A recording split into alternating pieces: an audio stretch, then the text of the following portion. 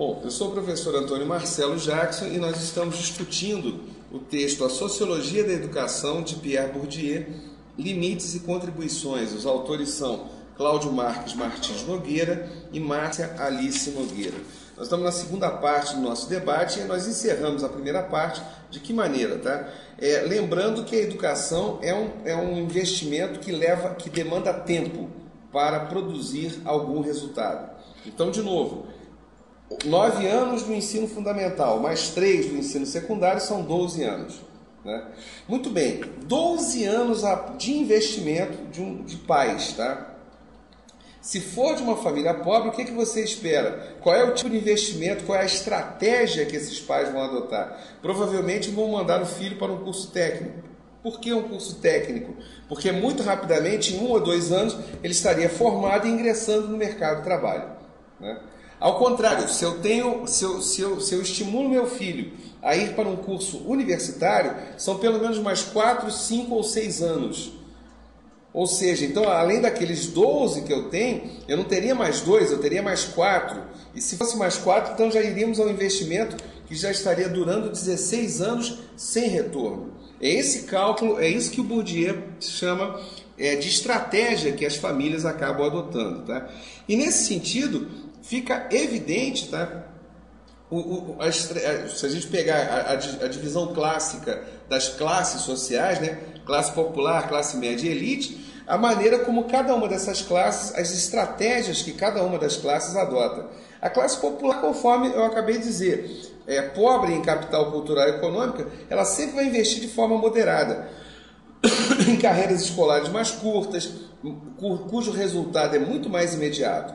Já a classe média, tá, há uma tendência de ter um investimento razoável, até grande, tá? Porque há sempre uma expectativa dessa classe média, tá, de existir por parte de seus filhos mais uma ascensão social.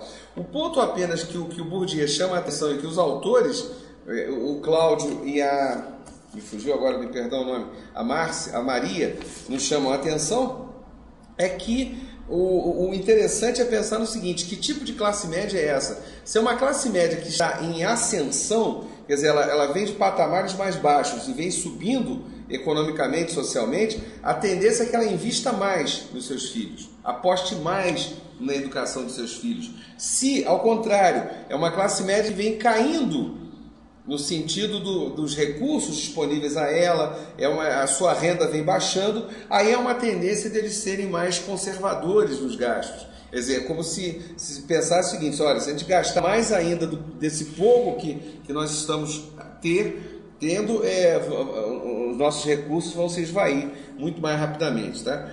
E no tocante às elites, o investimento é claramente pesado, até porque para a elite o que interessa a ela é simplesmente confirmar aquilo que ela já é, que é uma elite social, que é uma elite econômica e que detém esse poder. A diferença do investimento da elite na educação para o investimento da classe média, segundo Bourdieu, e isso é ressaltado pelos autores, é que esse investimento feito pela elite em relação a seus filhos é um investimento que os autores chamam de descontraído. Quer dizer, é um investimento que, olha, já é certo que vocês continuarão a ocupar posições de destaque na sociedade. Portanto, façam o que bem desejarem. Se quiserem fazer filosofia, vão fazer. Se quiserem fazer uma outra faculdade, qualquer história, tá? Não sei, é uma coisa que você não tem tanta preocupação assim, de arrumar dinheiro, né, de entrar no mercado de trabalho. Afinal de contas, sua vaga já estaria garantida.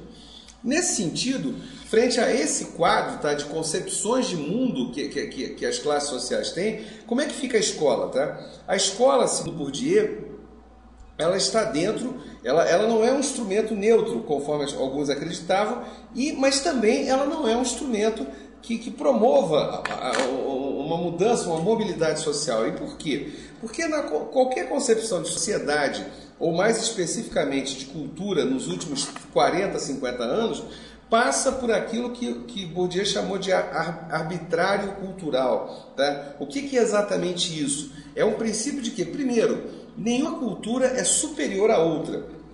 Ponto pacífico. Tá? Todos têm cultura, todos têm formas diferentes de cultura. Todavia, numa mesma sociedade, nos é possível identificar diversas formas de cultura compondo um grande mosaico. Ora, o que significa isso? Perdão. Significa que uma dessas culturas, um desses modelos, acabará sendo o modelo dominante, tá? A cultura dominante nessa sociedade. E essa cultura dominante, ela geralmente vai ser colocada por quem? Tá? Exatamente pelas classes sociais dominantes. Então, a cultura dominante de uma sociedade está rigorosamente presa, numa sociedade burguesa, capitalista, ela está rigorosamente presa às suas elites. Tá?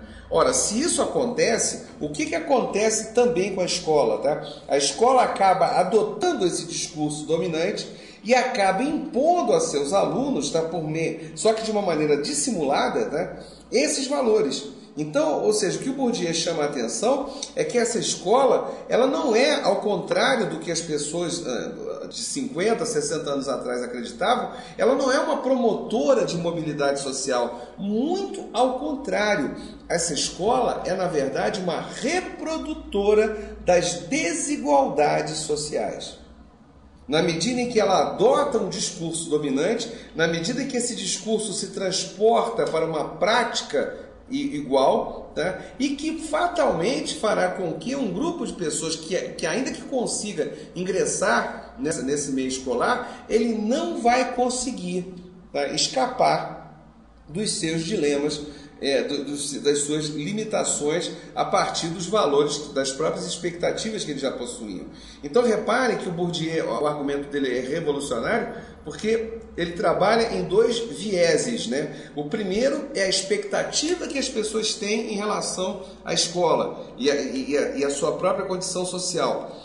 O segundo é uma escola que reproduz toda a desigualdade. Tá? Alguns autores vão criticar o Bourdieu dizendo que, olha, isso aí não dá para ser levado assim tanto como régua, como regra para todas as coisas. E o que nós podemos dizer é o seguinte: sem dúvida a gente pode encontrar exceções a esses modelos apresentados por Pierre Bourdieu.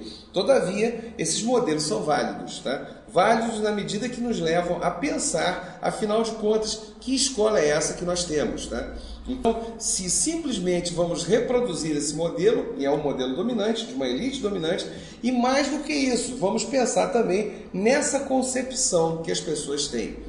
Será que quais seriam as nossas opções? Será que discutindo de forma direta com essas pessoas, tentando convencê-las de que, olha, a concepção que você tem é que está sendo determinante num futuro não tão brilhante dos seus filhos?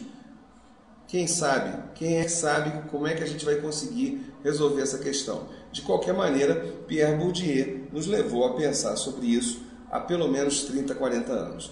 Obrigado a todos e até a próxima videoaula.